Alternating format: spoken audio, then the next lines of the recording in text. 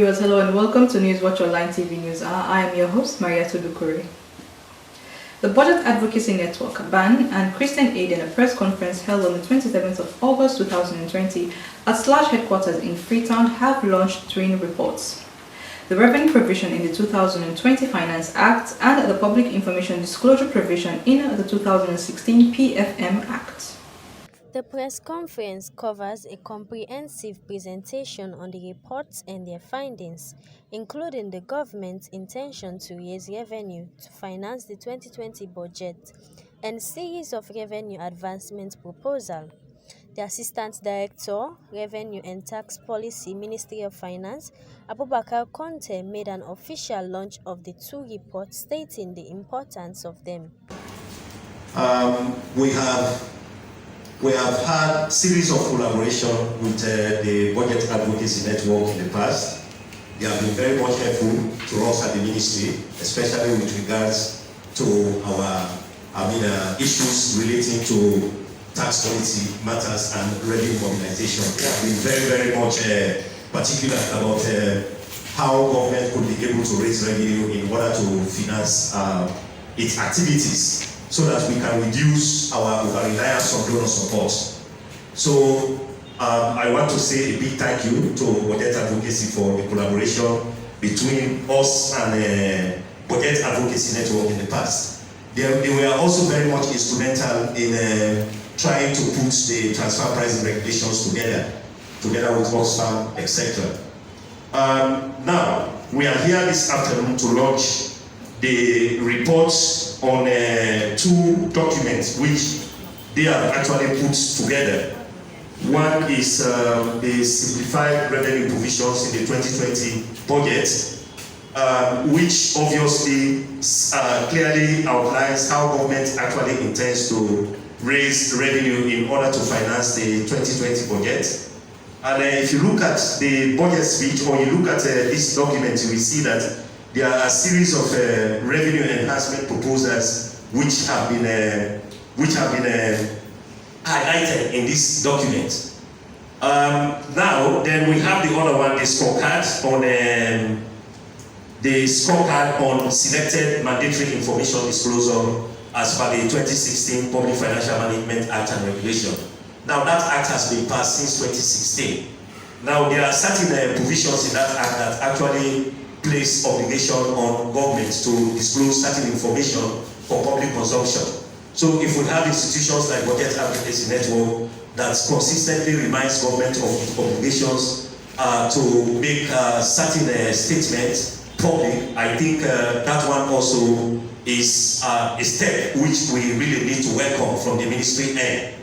So to us at the Ministry of Finance, I can say that we are extremely gratified by the fact that Budget Advocacy Network and Christian Aid are partnering with us, especially in the area of revenue mobilization. We only hope that this partnership will actually persist in the long run, because we at the ministry, revenue mobilization is actually at the heart of the Ministry of Finance. So any institution that is actually partnering with us. The Director of Monitoring, Research and Planning Development, National Revenue Authority, Dr. Sheku Kamara, when speaking at this event, enlightened on the tools that aid revenue collection and the importance of tax education to facilitate compliance. As taxation enable the country to provide for citizenry and also for economic development. And one important tools that aid revenue collection is the provision of the law. It shows how revenue is supposed to be collected and from whom revenue is supposed to be collected from. Therefore, when you have those provisions being simplified, it helps in educating a taxpayer. It's a form of tax education. And ultimately, once the taxpayer's knowledge in the tax provision increases, it increases revenue compliance, tax compliance generally. And when tax compliance increases, automatically that will increase revenue mobilization. So therefore, we are very happy that the Project Advocacy Network and its development partner actually place so much effort in simplifying the revenue provision in the 2020 budget speak and also that of the Finance Act of 2020. Because I believe with the knowledge a taxpayer will gain from this provision, simplified provision automatically, it will assist us as the National Revenue Authority in increasing our revenue mobilization.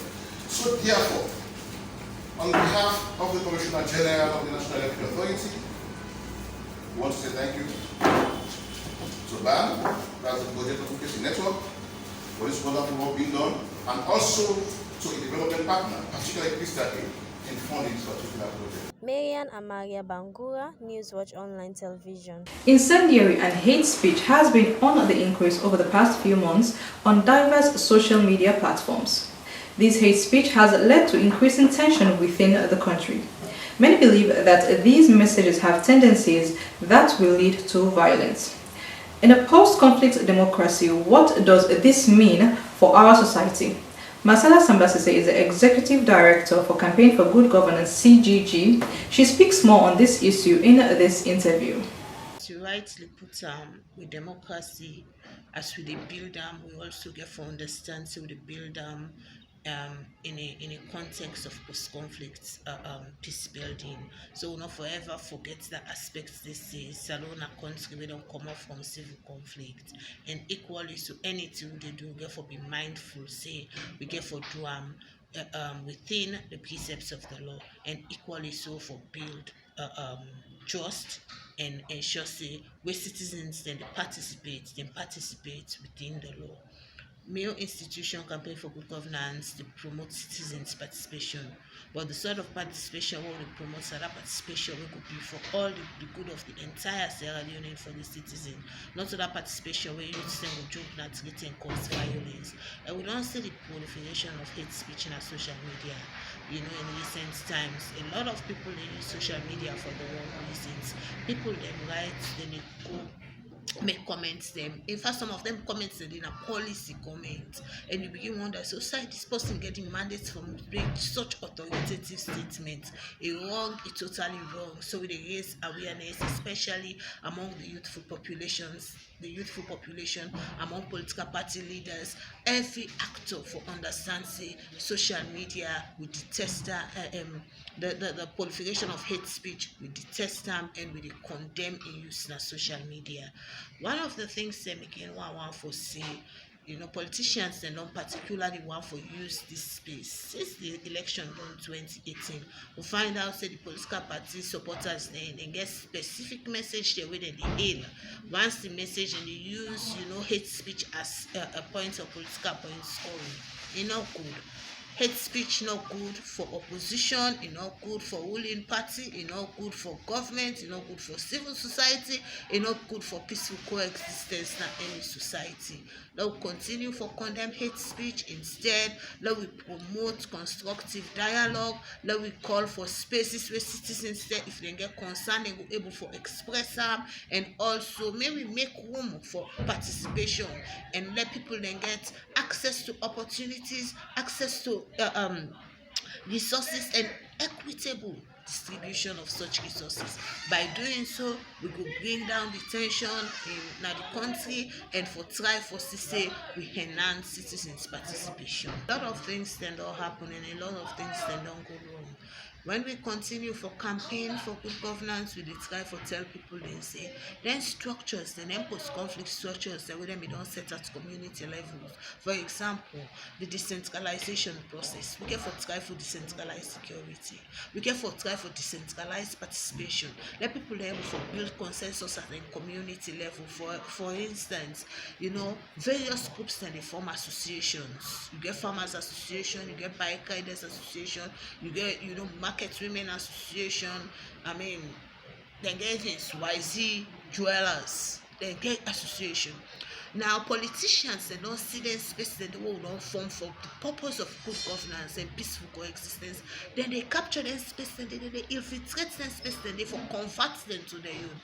By doing that, when time like this reach, people then go use hate message for get people there because people are detention. You know, the tension there within the society, the triggers, now we call the triggers of conflict. Then the night people are going to use it explode. When they want to form the leader and the association, you not give them the space. Before that, you can't put posting panel.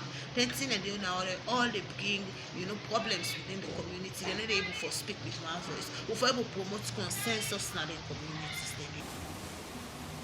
The Rights to Access Information Commission, under the 26th of August 2020, has presented its annual report to the Minister of Information and Communication at the Ministry's Conference Hall, UAE Building in Freetown. As the time before we came, we invited internal auditors from the Ministry of Finance, assigned to the Ministry of Information and Communication in February 2019, to conduct an internal review of the financial statements and records of the Commission covering the financial year of 2019. The Commission accepted their findings and implemented their recommendations to improve its internal controls. External auditing by Audit Service Sierra Leone was also conducted between July and August, and the Commission's audited financial statement for 2019 a pass mark. These audited financial statements, which were approved meeting held in Makini on Friday, 21st of August, as last Friday, were immediately inserted verbatim into the 2019 annual reports of the Commission. Moreover, in keeping with the spirit of the Section 41 of the RI Act 2013, it provides that the Commission shall, within 3 months, following the end of every financial year, submit its annual report of its activities and programs in the preceding year to the Minister of Information and Communication, who will in return will present it to Parliament. I have the honor, I'm very proud to officially present the RIC 2019 annual report officially to the Deputy Minister, who is deputizing the Minister.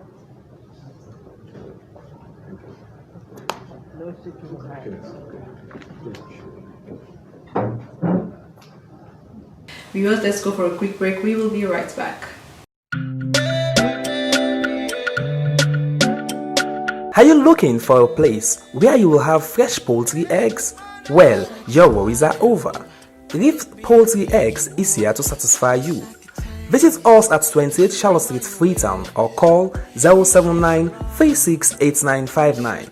We do wholesale, retail and home delivery service. Reef Poultry Eggs, your place to be. Where do you go every time I touch you? Welcome back. I'm still Maria Tudukwe and you're still watching Newswatch Online TV News. Kindly do not forget to subscribe to our YouTube channel and hit the red button below. The Sierra Leone Rugby Union over the weekend has discussed the way forward of the union. In his address, the president of the Sierra Leone Rugby Union, Jeremiah Moshope Pratt, stated that rugby has been in existence since the 70s when it was played by citizens and non-citizens. Let's take a quick look. The purpose why we are here this afternoon is to tell the nation that there is no more board in the Sierra Leone Rugby Union. Reason being, we notice that there are 2 parallel bodies doing almost the same job, and there are conflicts of interest. Not knowing that we are doing the wrong thing, even though in good faith, when we realize that rugby union is the only discipline with a board. The executive only has 2 weeks after which their position will be declared vacant, including me, myself. during the consultative meeting, it rated that it's the executive body that is charged with the responsibility for the day-to-day running of the union. For consultancy, for our new constitution to be amended, and we are making a public notice now that we need consultants to write our new constitution. So we are advertising the post. So any sports consultants or any legal-minded person that is interested in rugby or in sport can join or can apply. Indeed, I told them initially that in all of the sporting disciplines, I haven't seen anything like board. Even within the union, there is nothing like board. At international level, to have a board and then of course the executive. So I told them not that I was not committed, but I told them that I cannot be the board chair.